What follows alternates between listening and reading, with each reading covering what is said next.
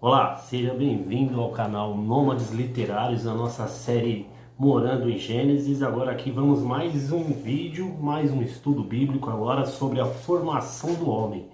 Espero que fiquem conosco até o final desse vídeo. Não esqueça de se inscrever no canal, curtir, compartilhar e que a graça de Deus, a paz do Senhor Deus, o Criador, habite no seu interior. Muito obrigado, até já!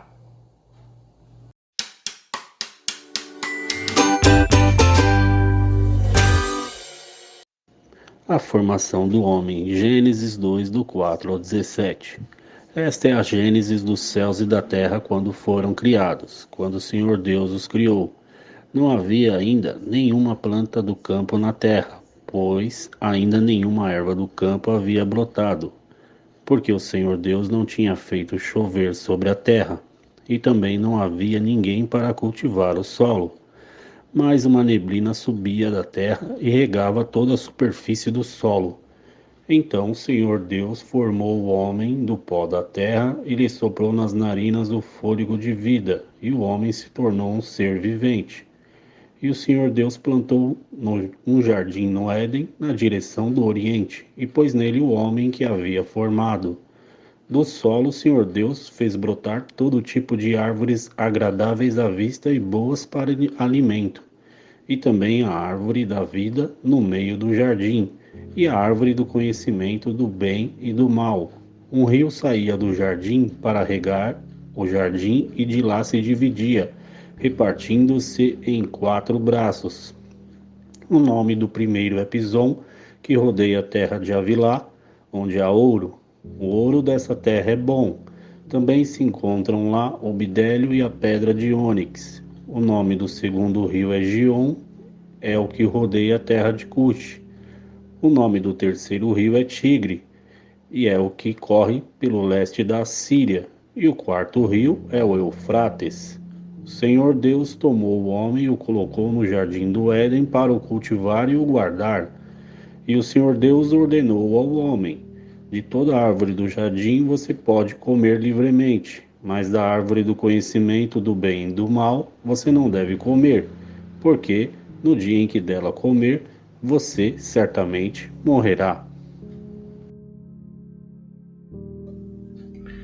Muito bem, pessoal. Como nós acabamos de ver aí no vídeo de animação da leitura do texto que iremos cobrir, vamos à nossa apresentação. Expectativas. A primeira é cobrir o texto, claro, dos versículos 4 ao 17. A segunda expectativa é organizá-los em cadeia temática e aplicar o estudo ao nosso cotidiano. Vamos lá. Estrutura. Estrutura local, versículo 4. Enquanto Gênesis 1 é estruturado pelo tempo, Gênesis 2 é estruturado pelo espaço. O espaço é uma dádiva aliada ao fator tempo. Ele permite que nos localizemos no espaço terrestre, onde nos orientamos, trabalhamos, experimentamos a liberdade em obediência e encontramos companheirismo em comunidade. A fonte é da Bíblia de Estudo A Mensagem, Bíblia em Linguagem Contemporânea, da editora Vida Nova, edição de 2014. A gente pode perceber agora, próximo slide, as plantas vieram depois dos humanos? Uma questão aí baseada no versículo 5. Perdão. Vamos à resposta. Não. Depois de abordada a criação do universo no capítulo 1, o tema restringe-se nos seres humanos inseridos num ponto específico dentro do universo. Observamos aqui 2 tipos de plantas, plantas do campo e erva do campo. Não se trata da mesma vegetação mencionada anteriormente. A fonte é da Bíblia de Estudo Editora Vida, Bíblia de Estudo Vida, da editora Vida Nova de 1998. Preparação de palco, versículo 6. Deus deixa reservado um local específico para o homem brilhar. Assim, ele pausa o processo ambiental, não permitindo que chova enquanto o homem não subir no palco da criação para atuar. Diga-se de passagem, como um protagonista de Deus. Na sua obra criadora, o homem é o protagonista desse palco da criação dos céus e terra, da nossa realidade. E além de Deus reservar e pausar, ele também preserva com uma neblina, uma forma misteriosa de Deus para que nada se perca. Embora misteriosa, mas se formos buscar na internet, a gente vai ver muita coisa aí sobre a comprovação dessa neblina, cientificamente. Para não alongar muito o vídeo, se delongar, a gente não colocou aqui, mas existe sim explicação científica para muitas coisas de Deus na Bíblia, um livro, um relato histórico de Moisés. Então o homem foi feito, versículo 7. O homem foi criado do pó da terra. A palavra para homem em hebraico é Adam, que significa terra. Tem a mesma origem da palavra terra, que é Adamá. E é cientificamente comprovado que as propriedades presentes no homem estão presentes na terra. Esse texto foi extraído do livro Gênesis Comentário Prático, capítulo a capítulo, do Dr. José Ribeiro Neto, doutor em teologia, na editora de São Paulo, na editora dele mesmo, que é a editora Emuná, de 2007. E eu coloquei aqui também uma citação da minha própria autoria. Além de termos em nosso organismo muitas composições atômicas, moleculares e celulares existentes na Terra, também temos ligação de origem, meio e destino. Ou seja, dela viemos, dela vivemos e para ela retornaremos, que é a minha citação aqui, que eu fiz uma conclusão sobre esse assunto. Localização aproximada do Éden, versículo 8. Pela pista dos dois rios citados ainda existirem, podemos especular que seja ao leste da Arábia Saudita, sentido Iraque, ali perto do Golfo Pérsico.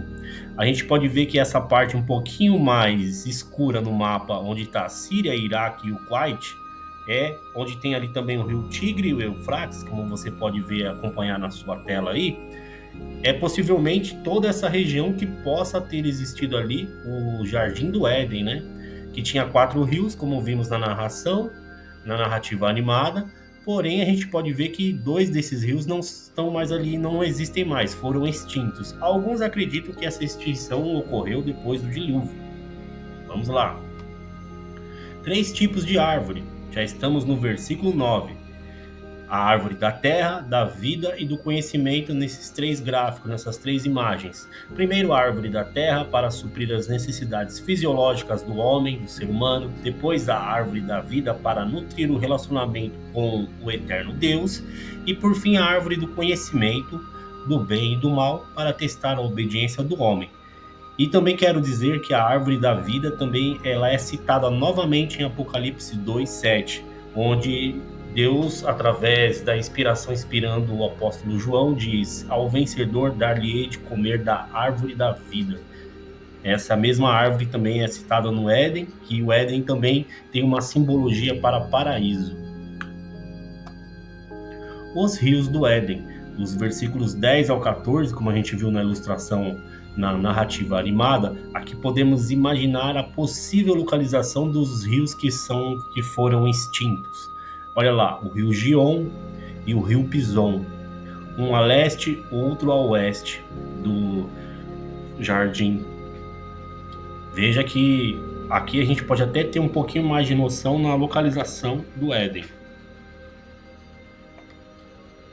Afinal, o trabalho é um castigo? Versículo 15.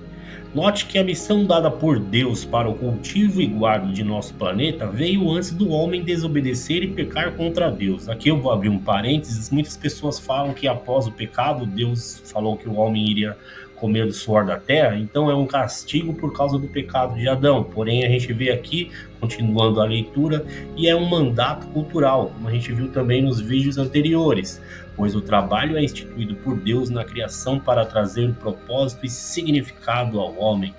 Veja que cultivar e guardar, a priori, deveriam ser as 2 leis para reger todas as quaisquer formas de trabalho humano segundo o padrão de Deus.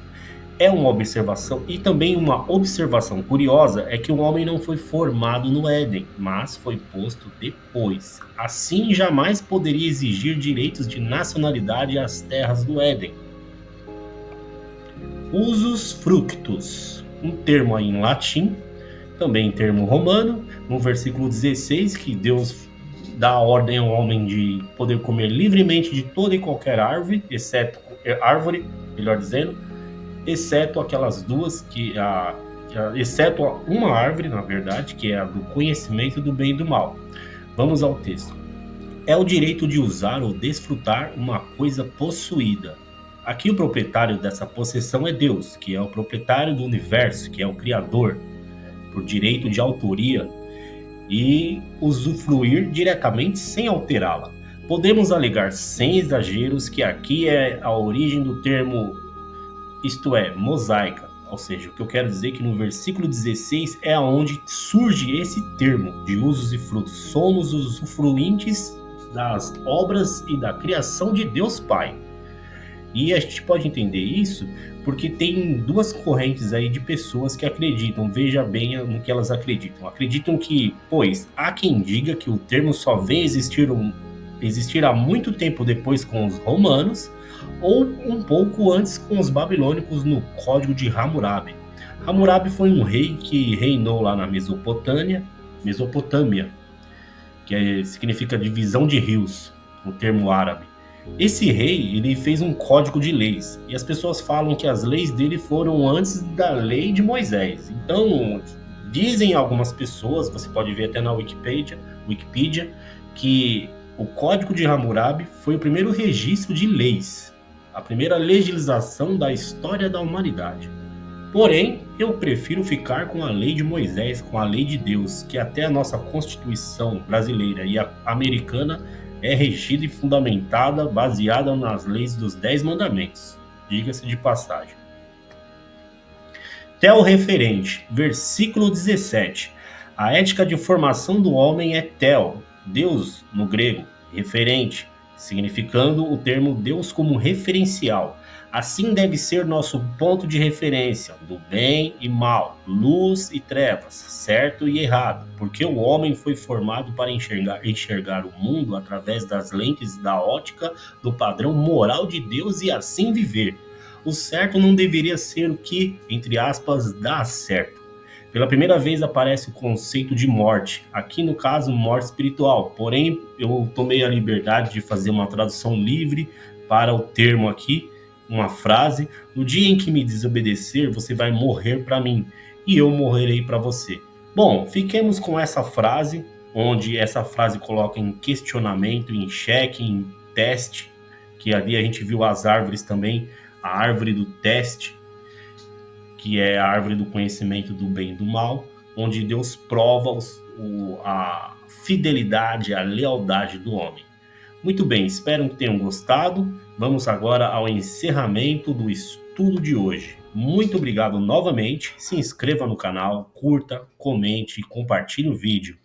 Vídeos novos todas as terças e quintas-feiras. Até mais!